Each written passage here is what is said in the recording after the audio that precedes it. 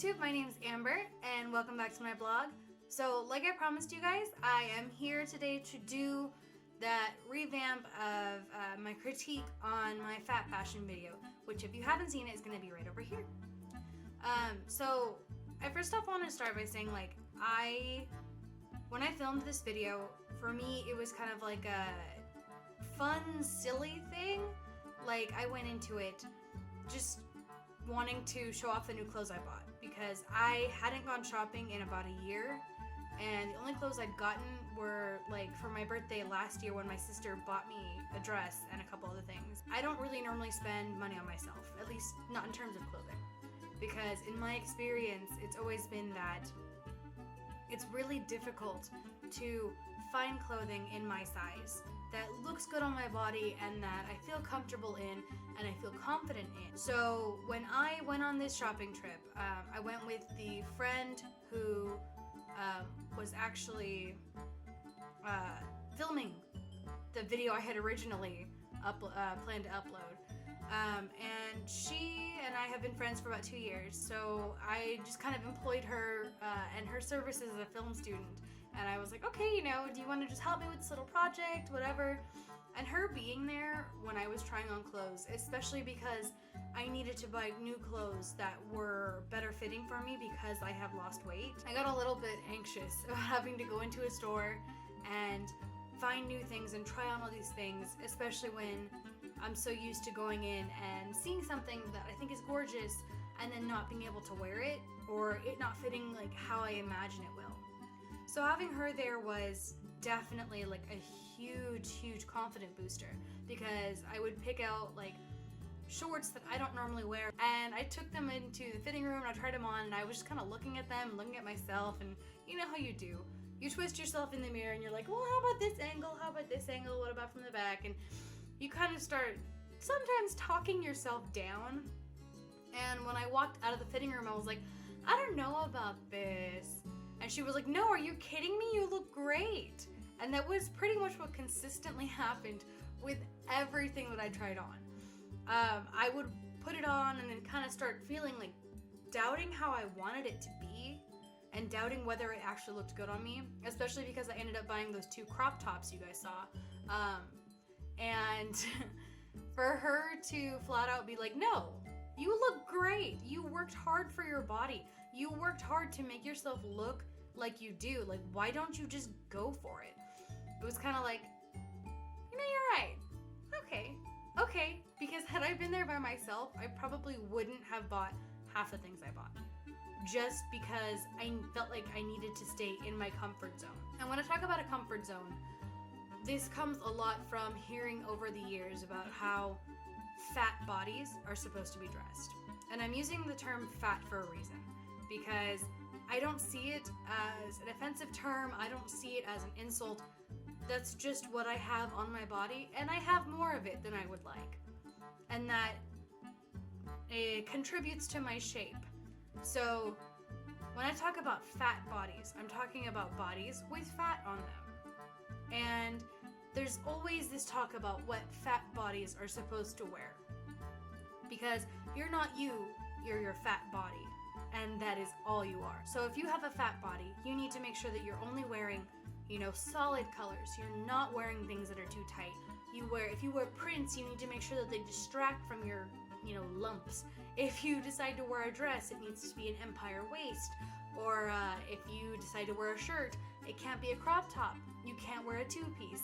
All these really silly rules that I have come to ignore, because I don't think that they help me and help my confidence. So when I was buying that crop top, those 2 crop tops and those high-waisted shorts that I was gonna wear with them, and that yellow tight top that I actually ended up wearing on my vacation tucked into high-waisted shorts, it kind of got to me like after the photo shoot and during the photo shoot, like how people would react. I don't mean like my friends, because I'm pretty sure my friends don't care what I dress like. I'm pretty sure most of them are just like, dude, cool, whatever, you do you. But sometimes when you've had a history of having people tell you how you're supposed to dress and hold yourself, and exist in space and time and life just because you have a fat body, it starts to get to you. Because you're so used to hearing that doubting negative voice that it's only reasonable that if it's not actually there, you would anticipate it being there. So, as I was doing the photo shoot, I definitely started feeling a little bit self-conscious, especially when I put on my bikini, because I was just hearing those voices in my head like, well, you're not supposed to be wearing that. Come on, you're not supposed to. Nobody wants to see that. One of the commentary that I had about this video was someone who I work with. She's a total sweetheart. She got actually mad at me for putting fat fashion in the title of the video. And she was like, you know, I guess she couldn't understand why I would call myself fat. And like I said, I don't see fat as a bad thing. I used to. I used to get teased a lot for being fat, for being, you know, ugly because I'm fat. In high school, that was actually a really big issue. I was bullied online for being fat. I was on the soccer team, but I was still fat, and people just couldn't fathom that. So I used to really think that fat was what defined me, that my fat body was all I was, and that's all I could be. And the only way that I would ever be myself is if I was skinny. If I followed along with the shape and the design that society told me I had to be.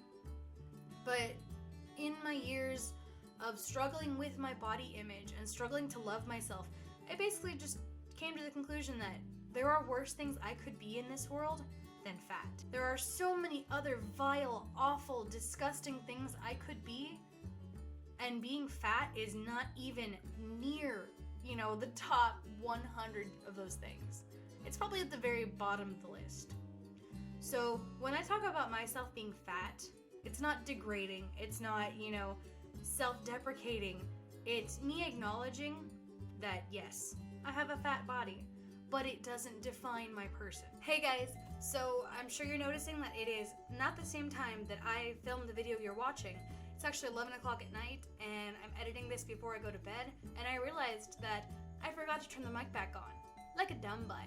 So I'm gonna go ahead and try to sum up all the blatherings I had in that section that I didn't end up recording sound to. I have no idea what I said, because that's usually how this goes. Whenever I film a video, I kind of just go with it and get this energy and this idea, and then there's a lot to edit out.